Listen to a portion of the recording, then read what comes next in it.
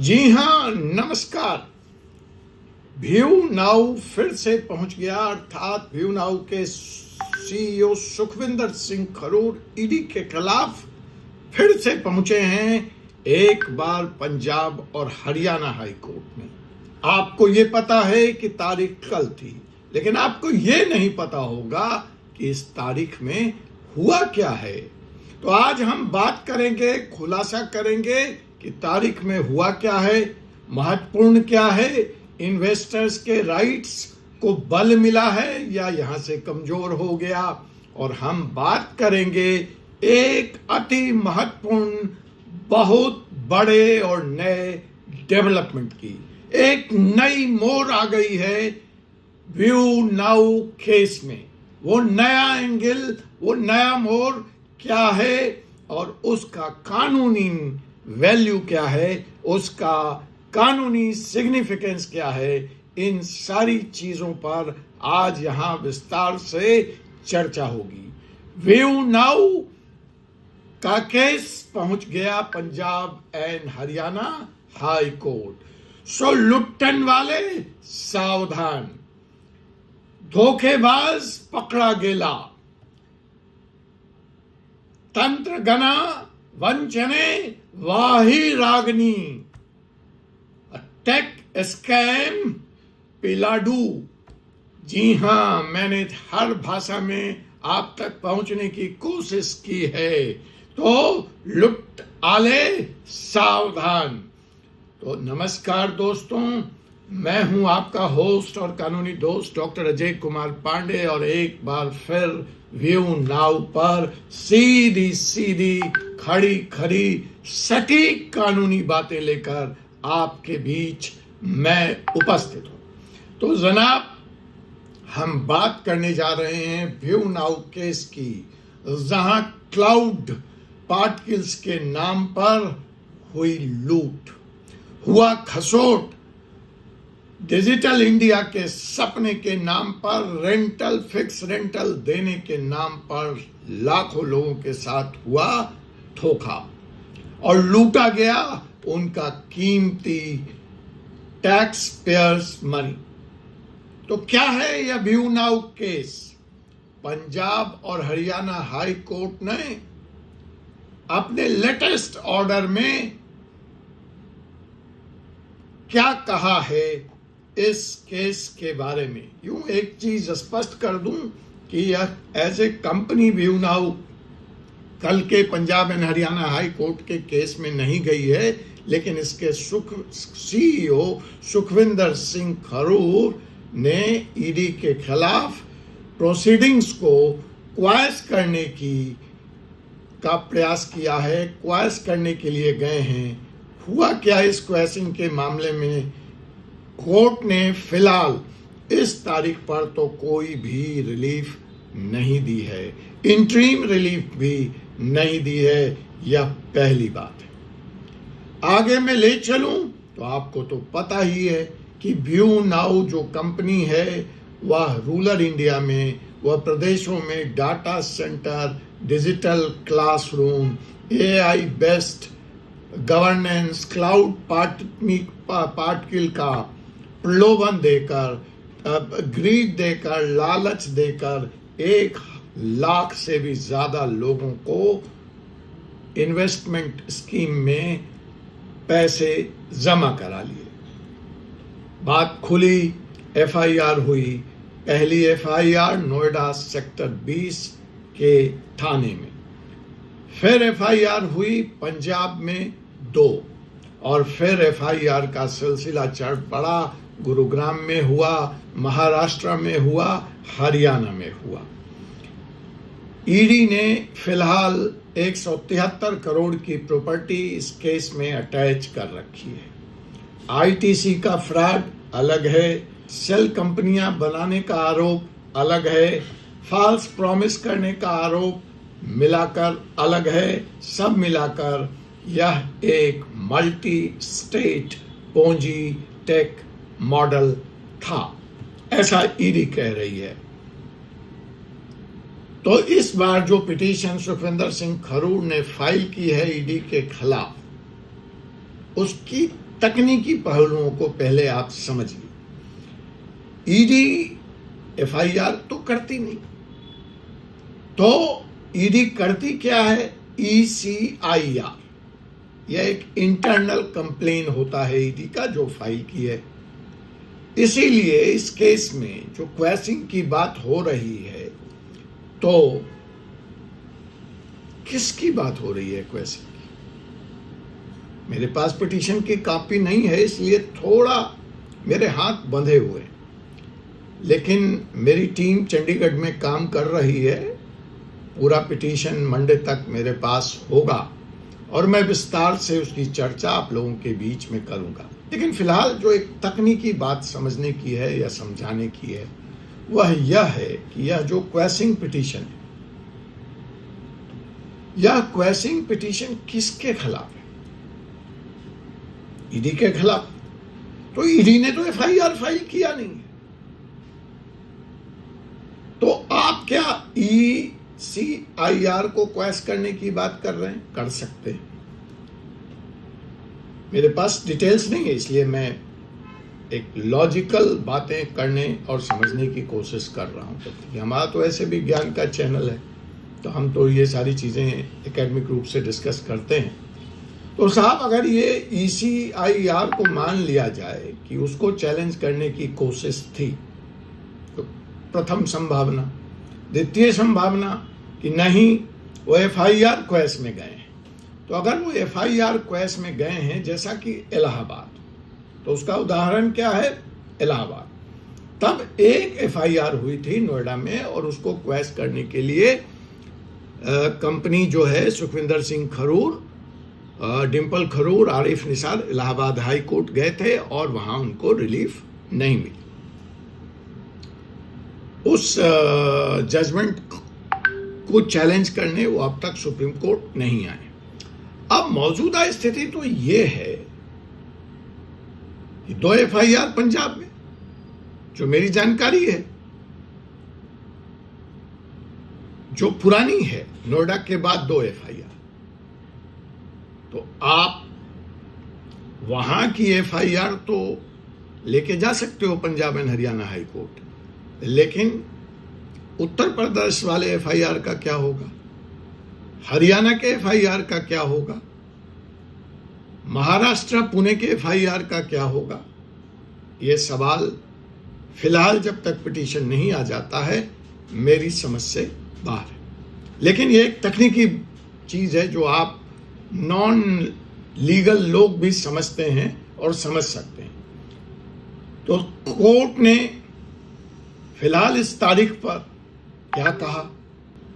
Court ने फिलहाल इस तारीख पर ईडी और विक्टिम्स के लाए। ये देखिए, एक बड़ा नया पेंच आ गया है यहाँ केस में, और ये एक बड़ी नई डेवलपमेंट है जिसके लिए मैं महीनों से चिल्ला रहा था कि भाई, आप अगर विक्टिम्स हैं, या तो आप कंपनी के साथ हैं तो आपने प्रोसीड्स ऑफ क्राइम में हिस्सा लिया है, मतलब चैनल पार्टनर्स, कमीशन एजेंट, या फिर आप अगर इन्वेस्टर्स हैं, आपने पैसा लगाया है, तो आप विक्टिम हैं।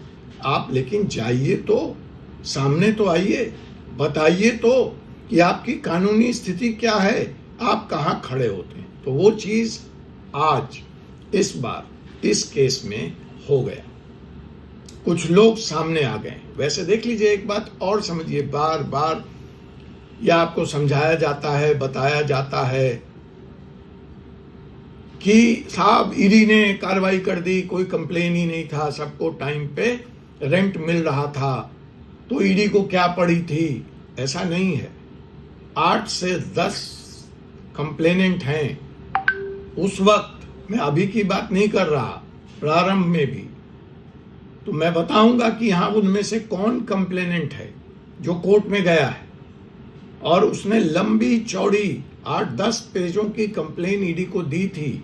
उसने ईडी को अपना स्टेटमेंट भी दे रखा है, और वही विक्टिम यहां आज थर्ड पार्टी की तरह, यहां पे एक विक्टिम की तरह कोर्ट के सामने खड़ा है। उसने इम्प्लीडिंग एप्लीकेशन लगाई है। तो कोर्ट ने दोनों से कहा कि भाई आप जवाब दीजिए कि आपके साथ गलत कैसे हुआ है। विक्टिम के वकील से कहा और कुछ तकनीकी खामियां थी उनकी एप्लीकेशंस में, उसको रिमूव करने को कहा। और इधर ईडी से कहा कि भाई जो सुखविंदर सिंह खरूड़ का पक्ष है, जो वो कह रहे हैं, इसके बारे में आपका क्या कहना। तो यह महत्वपूर्ण बात हुई। और कोर्ट का अगर मैं ऑर्डर पढ़ूं तो कोर्ट ने इसमें एक ही चीज़ कहा, अगली तारीख 18/7 की दी है, ठीक है। और नेक्स्ट डेट ऑफ हियरिंग जो 18/7 की तारीख है, उसके पहले ईडी को और विक्टिम्स के लॉयर्स को अपना अपना जवाब देने को कहा है। On asking of the court, learned senior panel counsel appearing for the respondent ED and learned counsel for the victims. देखिए, learned counsel for the ED and learned counsel for the victims, ये third party court में पहली बार किसी case में सामने आई है। बहुत महत्वपूर्ण डेवलपमेंट है। क्या होगा यहाँ से, चीजें कैसे बदलेंगी, इस पे हम चर्चा करेंगे। लगातार वीडियो लेकर आएंगे आपके बीच में। Accept notice and pray for the adjournment and file reply. उन्होंने नोटिस ले लिया और समय मांगा कि हमें रिप्लाई फाइल करना चाहिए। कोर्ट ने 18/7 तक अगली तारीख दे दी और कहा कि अगर किसी भी आपने नोटिस ले लिया है, अब इस बारे में आपको जो भी कहना है, आप अगली तारीख से पहले अपनी बात बता दें। व्यू नाउ के जो काउंसल्स हैं उन तक अपनी कॉपी एडवांस में आप सर्व कर दें, और जो तकनीकी खामी थी उसको रिमूव करने को बोल दिया। अब हम आ जाते हैं फिर अपने विषय पे। तो विषय दो महत्वपूर्ण है यहाँ पे। विक्टिम्स अब डायरेक्ट पार्टी इस केस में बन गए, ये नया डेवलपमेंट है।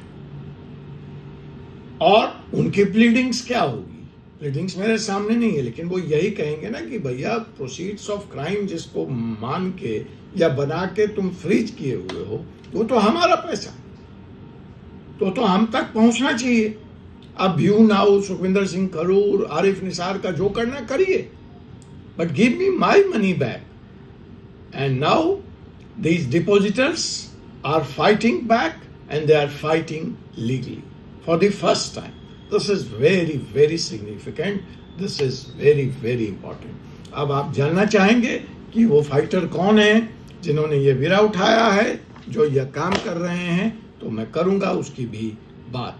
मेरे पास उनका जो पूरा स्टेटमेंट है ईडी को, उसकी भी कॉपी है, उस पर भी मैं करूंगा आपसे बात। फिलहाल हम आ जाते हैं क्वेश्चन के टेक्निकल मुद्दे पे, लीगल मुद्दे पे। तो साहब देखिए, जो सेक्शन 482 सीआरपीसी है, वो हाई कोर्ट को पावर देता है एफआईआर क्वेश्चन करने की, पर यहाँ तो ईडी का ईसीआईआर है, इसका क्वेश्चन होना इतना आसान नहीं है। इसके बारे में सुप्रीम कोर्ट ने जजमेंट दे रखा है, तो आइए उन जजमेंट के हवालों से समझने की कोशिश करते हैं। ईसीआईआर वर्सेस लॉ कहाँ पे सेटल हो रहा है? Vijay Mandal Chaudhary versus union of India, बड़ा इंपॉर्टेंट केस है, जिसमें सुप्रीम कोर्ट ने ये कहा कि देखिए ईसीआईआर जो है वो एक वैलिड इंटरनल डॉक्यूमेंट है, और दूसरी बात जो कही उसने कि पीएमएलए जो है, prevention of money laundering act, वो स्पेशल लॉ है, and this can't be treated as a normal police complaint, as a normal police FIR. तो 482 में कोर्ट इसको कैसे क्वेश कर सकती है? इधर व्यू नाउ ने जो भी प्रेयर कोर्ट के सामने रखा था, ये अलग बात है कि कोर्ट ने उस पर उसका संज्ञान लिया है, ये अच्छी बात है, और नोटिस जारी कर दिया दो रिलेटेड पार्टीज को, ईडी एंड विक्टिम्स, ठीक है। अब ईडी और विक्टिम को नोटिस जारी किया, लेकिन जो भी उनका प्रेयर था वो इतना वीक था कि उसके बारे में एक लाइन, आधा लाइन या कोई इंटरीम राहत देने की कोई भी बात कोर्ट ने फिलहाल इस तारीख पर नहीं की। अब यहाँ पर जो दूसरी महत्वपूर्ण बात होती है वो यह है, जो मैं बार बार कह रहा हूं कि अब विक्टिम्स जाग गए हैं। कोर्ट ने विक्टिम्स से कहा कि भाई आप अपनी पावर ऑफ अटर्नी फाइल कीजिए, और यही फर्क है, यहां से व्यू नाउ केस अलग हो जाता है। इस तरह के और देश में हुए स्कैम से, PACL का स्कैम हुआ, लाखों से ज्यादा लोग लगातार कोर्ट में मुकदमा लड़े।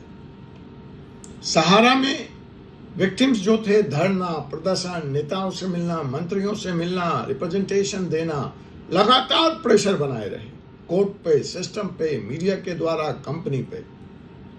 और लेकिन व्यू नाउ के जो विक्टिम्स हैं वो शोर, वो आराम कर रहे हैं। उनको लगता है कोई मिराकल होगा, कोई चमत्कार होगा, सुखविंदर जी बाहर आ जाएंगे और आके उनका पैसा दे देंगे।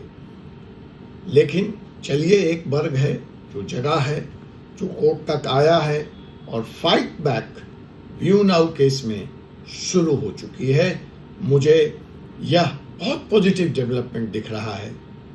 अब ईडी का एक्शन वैलिड है, नहीं है, नया कानून जो है, भारतीय न्याय संहिता BNS, भारतीय नागरिक सुरक्षा संहिता BNSS एंड भारतीय साक्ष्य अधिनियम BSA क्या कहता है? जो चार्जेस लगाए हैं ईडी ने, वह यह कहता है कि 316 BNS में अगर अपराध चीटिंग का प्रूफ होता है तो 7 साल तक की सजा है, और PMLA के हिसाब से चीटिंग जो है 316 वह एक शेड्यूल्ड ऑफेंस है। सेक्शन 70 और PMLA vicarious liability on directors पे फिक्स करता है। तो ईडी इसी कानून के तहत, इसी 70 के तहत अटैच कर सकती है, अरेस्ट कर सकती है, प्रोसिक्यूट कर सकती है, unless and until ECIR quash नहीं होती है, तब तक सारी प्रोसीडिंग्स अब तक की ईडी की वैलिड मानी जाएगी। तो भाइयों और बहनों, व्यू नाउ का यह केस कोई छोटी बात नहीं है। कोर्ट अब हर स्टेप्स पे अपनी नजर रख रहा है। जितने भी विक्टिम्स हैं उनको शिद्दत से सामने आना चाहिए, संगठित होकर अपनी अपनी बात कोर्ट के संज्ञान में लाना चाहिए। अभी देरी नहीं हुई है, चलिए आप देर से ही आए, आप जगे तो चलिए, देरी हुई, दुरुस्ती के साथ तो आपने इस केस में फाइट बैक करने के इरादे से कदम तो डाला।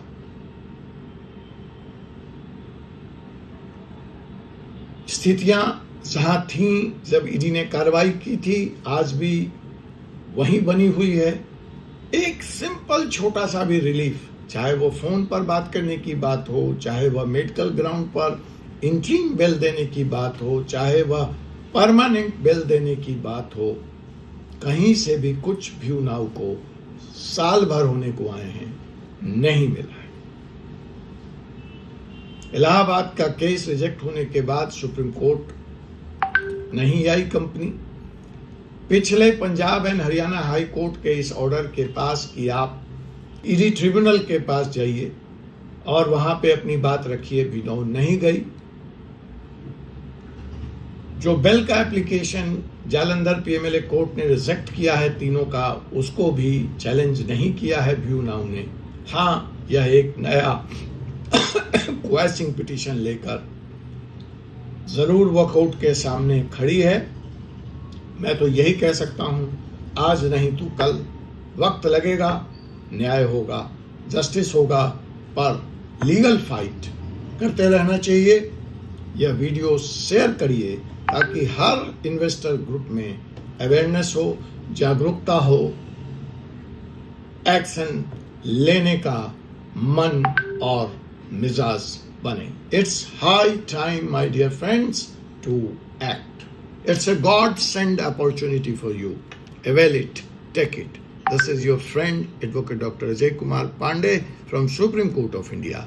We will meet you with another episode in another telecast. Till then, allow me to say bye. Jai Hind, Jai Bharat, Jai Samvidan.